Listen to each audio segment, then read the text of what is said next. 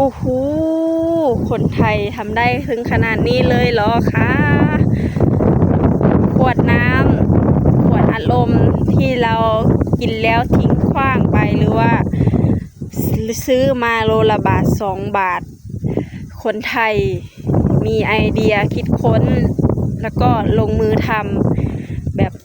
มันสมองสุดยอดคือเอามาประดิษฐ์ทำเป็นไม้กวาดใบไม้กวาดขยะได้อย่างสุดยอดเลยความคิด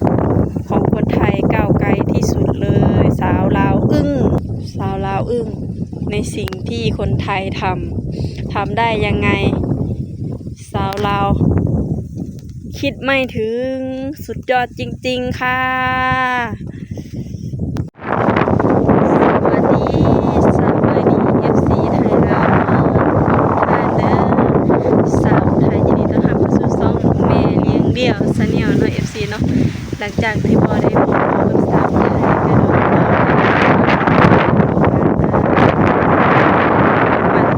FC ก็คิดว่าคิดถึง FC หลายๆเด้อค่ะคิดถึง FC ฝั่งไทยเนาะฝั่งลาวหรือว่าอยู่ต่างประเทศนำเนาะวันนี้เนาะสาวไทยก็มีคลิปหนึ่งมานำเสนอเนาะที่พา FC ไปรับชมเนาะไอเดียของคนไทยเนาะกะมันสมองของคนไทยพี่น้องสาวไทยก็เกิดมาก็บ่เคยเห็นเนาะว่าภาพเลยว่าสมองของคนไทยและก็ไอเดียของคนไทยนี่สุดยอดหลายเนาะเพิ่นนั้นประดิษฐ์ไม้กวาดหรือว่าบ้านสาวไทยเพิ่นว่าไม้กวาดเนาะไม้กวาดบ้านไม้กวาดขี้เหงื่อใบไม้ขยะเพิ่นประดิษฐ์ด้วยขวดน้ำพลาสติกหรือว่าขวดน้ำอัดลมพี่น้องมีวิธีเฮ็ดจังใดนั้นส่งพร้อมกันเนาะไทยสุดยอดมันสมองแล้วก็สุดยอดไอเดียความคิดก้าวไกลเนาะสาวผู้ไทยเห็นแล้วคือแบบสุดสอบเลยทิพย์ฟันเลยว่าเอาขวดน้ำที่กินแล้วคนไทยเพิ่นสามารถเอามาผลิตเป็นมูลค่าที่หลายร้อยบาทเลยขายเนี่ยเนาะว่าเพิ่นรับซื้อวันนี้โลละ1 บาท 2 บาทแต่ว่าเพิ่นเอามาประดิษฐ์ให้เป็นมูลค่า100 บาท 200 บาทด้วยความคิดไอเดียของคนไทยพี่น้องเป็นจังใดนั้นเนาะสาวไทยก็สิพา FC ไปรับชมพร้อมๆกันเนาะว่าเพิ่นเฮ็ดจังใดเพิ่นมาผ่านกรรมวิธีจังใดเนาะจึงได้มาเป็นไม้กวาดไม้พลอยให้คนสงสัยได้อย่างสะดวกสบายเนาะสาวผู้ใดเห็นแล้วคือเงือดลายแล้วก็สุดยอดเนาะก็แบบโอ้ยชื่นชอบหลายเนาะตอนนี้สาวผู้ไทยก็มาหน้าแรงเนาะ FC มาหน้าแรงมาเบิ่งเข้าเนาะแล้วก็มาหาขัวหอยหาหน่อไม้นำเนาะทุกคนตอนนี้ก็อยู่หน้าแรงหน้าปังบรรยากาศกับลมหนาวหลายทุกคนทาง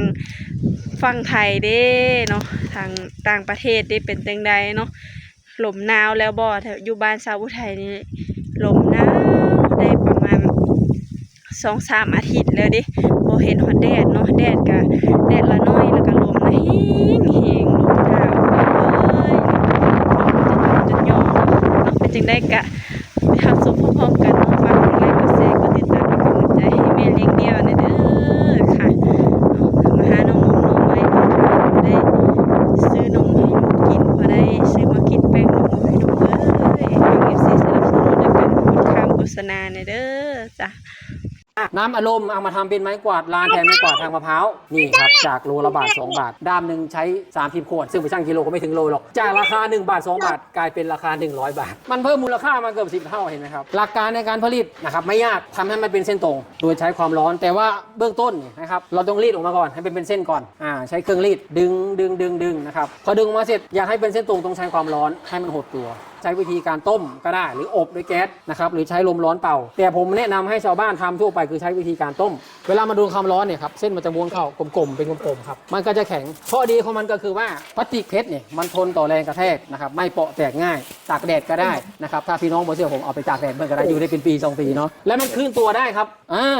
พวกปั๊มน้ำมันพวกรีสอร์ทฟาร์มหมูเนี่ยเขาเอาไปใช้แล้วโรงน้ำแข็งเขาติดใจเขาไปกวาดข้อมูลนี่ถ้าเป็นทางมะพร้าวเนี่ยอาทิตย์ละด้ามแต่ถ้าอันนี้นี่อยู่ได้นานครับยิ่งเราเปลี่ยนด้ามให้เป็นอลูมิเนียมก็เลยมีสโลแกนว่าซื้อไม้กวาดจากกลุ่มซื้อแล้วซื้อเลยจนได้ลูกเขยก็บ่ได้ซื้ออีกเป็นมรดกต่อให้ลูกเขยแล้วก็ผู้สูงอายุที่มาทำงานได้ออกกำลังกายนะครับ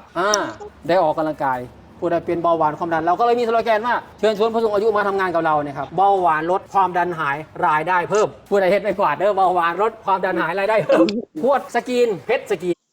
ค่ะก็มะพร้าวเนี่ยอาทิตย์ละด้ามแต่ถ้าอันนี้นี่อยู่ได้นานครับยิ่งเราเปลี่ยนด้าม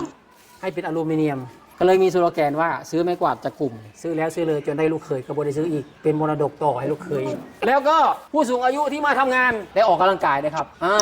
ได้ออกกำลังกายผู้ใดเป็นเบาหวานความดันเราก็เลยมีสโลแกนว่าเชิญชวนผู้สูงอายุมาทำงานกับเราเนี่ยครับเบาหวานลดความดันหายรายได้เพิ่มผู้ใดเฮ็ดไม้กวาดเด้อเบาหวานลดความดันหายรายได้เพิ่มพวดสกินเพชรสกินค่ะก็เป็นจังได้พี่น้องหลังจากที่ได้รับชมคลิปไอเดียการทำไม้กวาดหรือว่าไม้คอยของคนไทยของผู้ไทย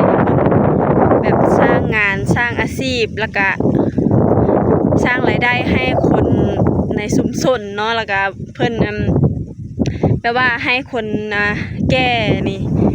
ได้ออกกำลังกายเนาะแบบผู้สูงอายุนี่ได้ออกกำลังกายพร้อมแล้วก็มีรายได้พร้อมเนาะเพิ่นก็มีสโลแกนของเพิ่นเนาะสโลแกนของเพิ่นก็คือคำที่ว่าใครที่เป็นความดันเบาหวานเนี่ยมาทำงานอยู่นี่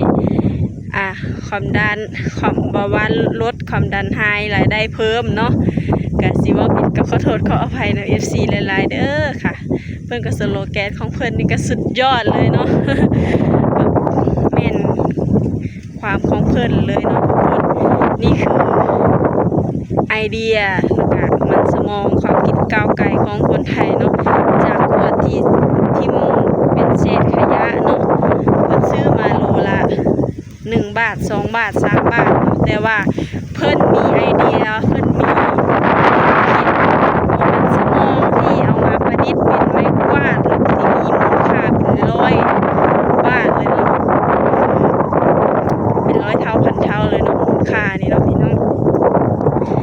สุดยอดเลยเนาะอันนี้คือชาวไทยยอมรับแล้วก็ขอชื่นชมในไอเดียความคิดก้าวไกลเนาะของคนไทยเนาะเพิ่นสามารถประดิษฐ์สิ่งของที่ทิ้งเป็นขยะหรือว่าบ่เป็นหยังก็ตามให้มันมีคุณค่าหลายกว่ากันได้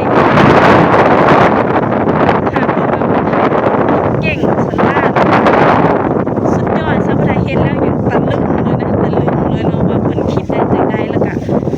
เพิ่นมีวิธีเฮ็ดแบบนี้ได้จังได๋แบบชาวไทยนี่คิดบ่ได้เลยเนาะขวดเปล่าขวดน้ำอัดลมที่กินเบิดแล้วที่มุมคว้างไปนี่เนาะมันสามารถเอามาเฮ็ดไม้กวาดที่มากวาดถือกวาดสารที่ต่างๆได้คือว่าอย่าง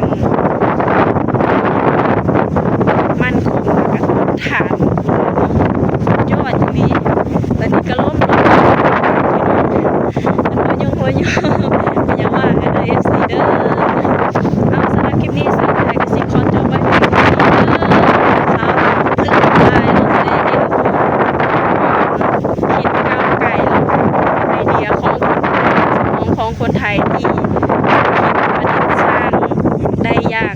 สุดยอดเลยขอบคุณหลายๆเนาะสำหรับคลิปนี้ก็ฝากกดไลค์กดแชร์กดติดตามเป็นกำลังใจให้แม่เลี้ยงเดี่ยวเลยเด้อบายพบกันคลิปหน้าเด้อ